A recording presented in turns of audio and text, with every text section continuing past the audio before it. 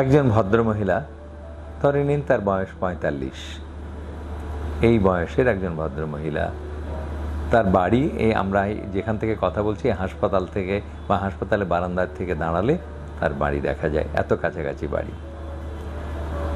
আবার আর্থিক অসচ্ছলতা আছে এমনও নয়, আর্থিক সচ্ছলতা সম্পন্ন হাসপাতালে কাছাকাছি অবস্থান করা একজন বয়স্ক মহিলা, সে এতটাই অসচেতন যে তার প্রস্রাব দিয়ে বারবার রক্ত পড়ে, মানে কিছুদিন পর পর, হয়তো ৩ মাস ৬ মাস পর একটু রক্ত গেল, তখন সে ওষুধ খেলো, আবার রক্ত পড়া বন্ধ হয়ে গেল, আবার সে নির্দ্বিধায় বসবাস শুরু করলো।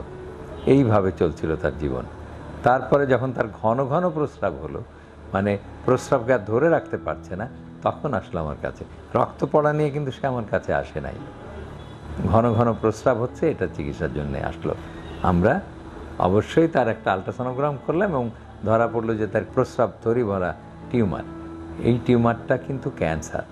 পরীক্ষা করে তা দেখা গেল, পরবর্তীতে আমরা তার অপারেশন করলাম এবং পুরো পেশাবের থলিটা ভরে গেছে টিউমারে বা ক্যান্সারে। পরীক্ষা করে সেটা নির্ধারণ হলো যে ট্রানজিশনাল সেল কার্সিনোমা, বা ডাক্তাররা বলেন সংক্ষেপে টিসিসি।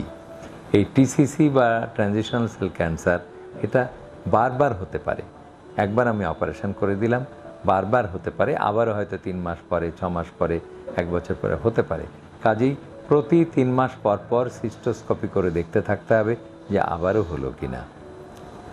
যে কথার জন্য আমরা এই গল্পের সূত্রপাত করলাম সেটা হলো, দেখেন এই ভদ্রমহিলার বাড়ি, ভদ্রমহিলা কিন্তু নিজে একজন বয়স্ক ভদ্রমহিলা, আর্থিক সক্ষমতাও আছে এবং হাসপাতালে কাছাকাছি বাড়ি, অথচ চিকিৎসা নিল সে অনেক পরে।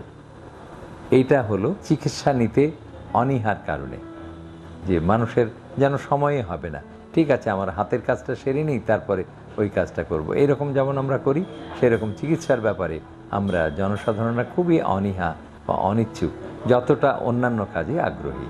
কাজে কারো প্রস্রাব দিয়ে রক্ত গেলে অবশ্যই একজন ইউরোলজিস্ট বা বিশেষজ্ঞ চিকিৎসকের কাছে যাবেন এবং পরীক্ষা নিরীক্ষা করে নিশ্চিত না হওয়া পর্যন্ত পরীক্ষা করবেন যে আপনার টিউমার হয়েছে কি হয়নি।